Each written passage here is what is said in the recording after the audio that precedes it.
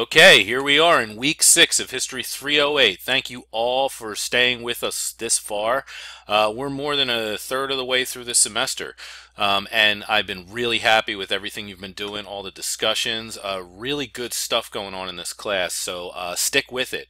As we move into week 6, this video here is just going to give you an update on everything that we're doing in this week, with a specific and special emphasis on the next stage in the research project. So pay attention to this video. This stuff will be repeated in different forms on Canvas, but I wanted to sort of talk to you directly in the form of this video. Week 6 is titled Tradition and Change in East Asia. So keep that in mind. There's no quiz for this week, but there are two readings. The first is Traditions and Encounters, your textbook, chapter 26, which focuses on East Asia, and an article by Nun and Kian called The Columbian Exchange, which you can find in the course archive. So look in the course archive, and at the very bottom in the section called Secondary Sources, you'll find this article that continues to build and expand upon the concept of the Columbian Exchange. Both of these are required readings for week 6. The way that you'll respond primarily to these readings is through posting your thoughts and questions and whatnot and replies to the week 6 discussion board. And you want to do that as usual. Have your initial posts in there as early as possible, but no later than Thursday night at 11:59, and then follow up with any comments and replies to other students by Sunday. There is a post up there right now that I'll go into right here. For this week, as I said, we're shifting the globe from the Atlantic world over to East Asia. And so the topic is, the discussion is Traditions and Change in East Asia. The questions in the prompt are basically, anything that you want to respond to in the chapter and in the reading on the Columbian Exchange, but I have some particular questions for you. What do you make of this title, Traditions and Change in East Asia? Why do you think the textbook kind of calls it that based on your reading of the chapter? What was unique about early modern period in East Asia compared to previously studied regions that we've looked at? And in what specific ways did people in the major cultures and empires of East Asia respond to the forces of global change? So one thing you'll be doing by answering these questions in the discussion board is coming to terms with whatever we mean by the concept of East Asia. So make sure you make that kind of clear. You got a good sense of geography. All this is important because of the way that we're building our research papers anyway. Speaking of which, the other reading for this week is an article called The Columbian Exchange.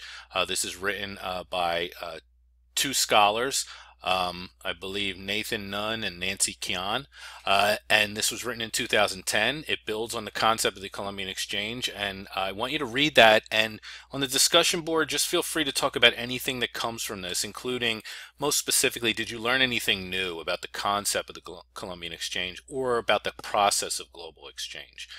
So just building on what we've been studying all along about globalization, about the Columbian Exchange, about the global exchange in general. Did this article give you any new insights? There's also another reason why it's really important to read the textbook for this week and this article, because both the textbook and the article in particular are going to be required sources in your research paper. I'll explain that shortly. So those are the two just sort of readings for the week. There's no quiz, but I do want to hear from you on the discussion board. The major thing you're going to be doing this week is the next stage of your research paper. So somewhere in the middle of the week, I'm going to post another video titled Doing History, which is about evaluating sources. But you don't need to wait for that video. That's just another instructional video on how to think about doing history. The real assignment for this week is to upload your preliminary annotated bibliography to Canvas by 11:59 p.m. on Sunday, March 3rd. So that's the main meat of this week. Just like the preliminary prospectus, this is a rough draft. This is a preliminary annotated bibliography. I am going to explain all of that to you in just a second.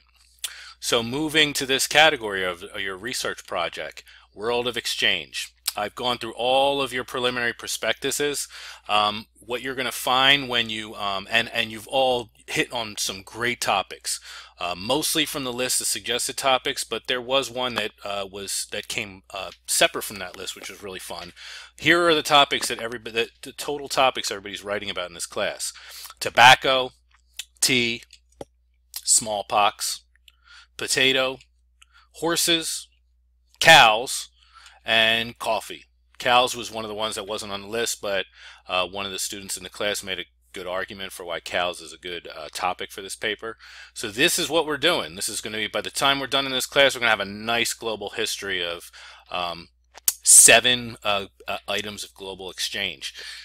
I've left a little bit of feedback for you for your preliminary prospectus. This is how I want you to think about that preliminary prospectus. I gave you 10 points for it as just to make sure that you all get it done so you can move on to the next stage. If you got less than 10 points, if you got 8 points or 9 points, that means somewhere in the comments I need more information from you. So read the comments and make sure to get me that information so you can get the full 10 points for that. There'll also be 10 points for the preliminary annotated bibliography, which I'll discuss in a second, and then all of this will be revised into your final prospectus and bibliography that'll be due in, I think, week 9, which is worth 120 points altogether. So, keeping all that in mind, we're moving now into stage 2. This is the preliminary annotated bibliography. That'll be due this coming Sunday, March 3rd. In this, and there's instructions that are posted in the week 6 module. There are more detailed guide to annotated bibliography in the course information and resources module, as well as in week 6. But here is the basic idea. I want you to identify, evaluate, and then create a list of primary and secondary sources, that is books, articles, documents, etc., that you would like to use for your research paper. They should be properly and fully cited and arranged alphabetically. Now, sometimes we call this a works cited page, but the difference between a works cited page and an annotated bibliography is that each of the citations have to include a brief, roughly 120 words descriptive and evaluative paragraph known as the annotation. The purpose of the annotation is to summarize each source and explain to the reader its credibility and its relevance to your paper topic. And your preliminary annotated bibliography must include at least 5 sources. So by this coming Sunday, you've identified 5 sources. You're getting a head start on this because among the 5 sources, your annotated bibliography must include the course textbook, that is Traditions and Encounters, and that article by Noon and Kian called The Columbian Exchange, which you get out of the course archive. So you've already got a head start. 2 of them have already been identified. You need to annotate these 2, but you know 2 of your sources, so you're really looking for 3 additional sources at least for your annotated bibliography. This will be due by 11:59 p.m. on Sunday, March 3rd. So you want to hear a little bit more about this? Maybe this is something you're not familiar with. I'm going to give you even more sort of detailed information about what you're doing. I've produced a document called a Guide to an Annotated Bibliography. You can find that in the Course Information and Resources module. In this guide, there'll be a brief breakdown of what you're doing, what an annotated bibliography is, what you need to put into it, the work you need to do for it, and then a sample. An example of an annotated bibliography, and I'll show you that in a second. Again, you can find this. It's a PDF document. You find it in Course Information and Resources. I've already also posted it in the week 6 module. For an annotated bibliography, you're basically doing 3 things. You're identifying your sources, or beginning to, and this is a preliminary annotated bibliography, so you're just starting. You're starting to identify your sources, you're starting to evaluate your sources, and then, because none of this matters unless you can show it to me, you cite your sources in annotations. To break this down a little bit further, what does it mean to identify your sources? It means you find documents, books, articles, locate them in scholarly journals. You can find articles on academic websites, books in the library that may contain useful information and ideas on your topic. You already have 2, the textbook and the article called The Columbian Exchange. These are going to be useful for your paper, and so you need to find 3 more, and you need to do this by looking in journals, looking for books, looking for documents, etc. You got to evaluate those sources. So that is, who wrote them? Are they credible? Do they add significant or unique evidence and information to your research project? You're not just Googling your topic and then taking the first things that you hit upon. In particular, it's really important in evaluating your sources that you know who wrote them and if that person is credible. One good rule of thumb is, and you have to put this in your annotation, that they're historians or they're scholars of some sort. They're not just a random person on the internet. Here's just an absolute key tenet of sources. If you don't know who wrote it, you shouldn't use it. Don't use anonymous sources for your paper. Finally, and this is where the submission comes in, you put all this into a document called an annotated bibliography that includes a full citation like it would for any works cited page, and then each citation has a short paragraph that does three things. It evaluates the author's credibility, it summarizes the work, and it explains its relevance to your paper topic. Those are the three main things you want to do for each of those sources. So there is the whole outlook on what you're doing in the annotated bibliography. This is your preliminary one. You're going to turn it in. I'm going to give you a bunch of comments on it, and this will all be used to revise it for the next stage in the process. So this is stage 2. To give you some further sense on what you're doing, when you look up this document, the Guide to an Annotated Bibliography, I've made one for you. So there's the first page that you don't see here, includes all the instructions on how to write an annotated bibliography, and then this is the last 2 pages of the guide where this is an example. I did one based on the topic of sugar. So as you see, your bibliography should have your name on it, as mine does up here. It should show your topic and the regional zones that you've chosen in your prospectus. And then here's the annotated bibliography. Here's 5 sources that I found on this topic of sugar. I'll start by showing you one. That first one right there, that's the textbook. That's Traditions and Encounters. Here's what I did with the textbook, and you're going to do whatever is necessary, whatever you think is useful for your textbook. I start by saying this is a world history textbook written by Jerry Bentley, Herbert Ziegler, and Heather Street Salter, all professional historians. Bentley and Ziegler in particular both teach at the University of Hawaii and are well-known scholars of world history and editors of the Journal of World History. So right there in the first 2 sentences, I'm telling you about the credibility of these writers, that you should that you can rely on them for good historical information because they're professional historians, and in particular, they're experts in world history. Then it goes into what the textbook is. This book offers a global perspective on the past by focusing on individual and distinctive societies and the connections that have linked them together. That's a kind of overview of the book itself. Then here comes the part about what I'm going to do with it. I plan on using the book for broad background information on the 3 regions of my paper. Sugar originated in New Guinea and Southeast Asia, which is one of my zones, and spread from there through India into the Middle East. This book has some information on the specific topic of sugar, but it's mostly useful for regional context, including information on the West Indies sugar trade. So I've looked at what does it mean to be able to write this annotation. It means I looked at it and I thought about it already. This isn't just a list of books. It's a list of sources that you've looked at and that you've considered their place in your paper.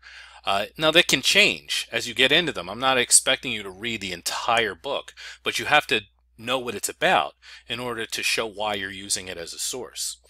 And then there's some other sources here. Here's an article I found from the Journal of Interdisciplinary History on the American Revolution and the British West Indies economy. This is all about sugar specifically in West Indies. Here's a book about sugar and the Industrial Revolution. And in both of these, you can read these for yourselves, I'm thinking about how these sources might be useful in my paper. Here's another example. It's a book called Sweetness and Power.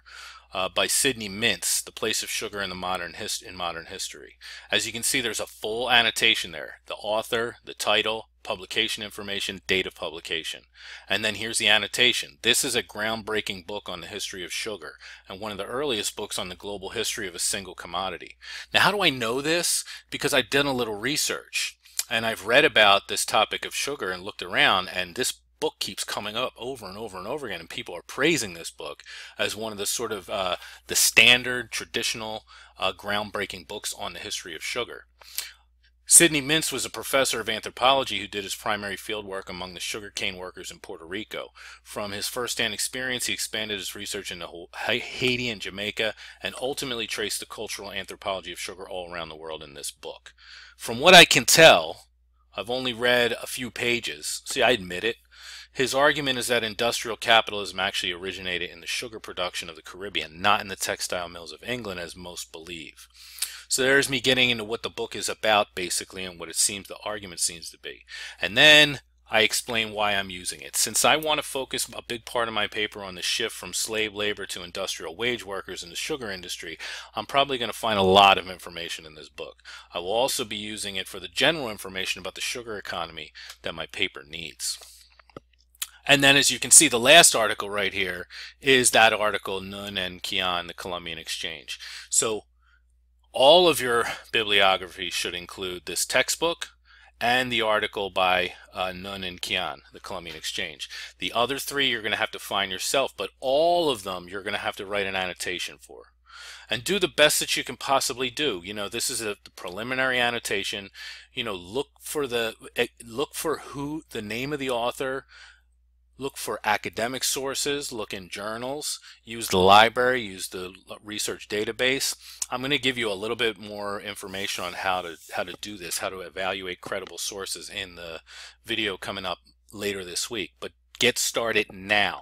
As you can see, this isn't just a list of documents. This is, you have to engage with them. You have to read them. You have to get some information about them in order to justify why you're going to put them in your paper. So that's what we're doing for this week. Just to remind you, I gave all of you some feedback for your preliminary prospectus. If you scored less than 10 on that, there's something in there that I still need from you, so read the comments and send me that information. And otherwise, I hope you have a great week. I'll see you on a discussion board, and good luck.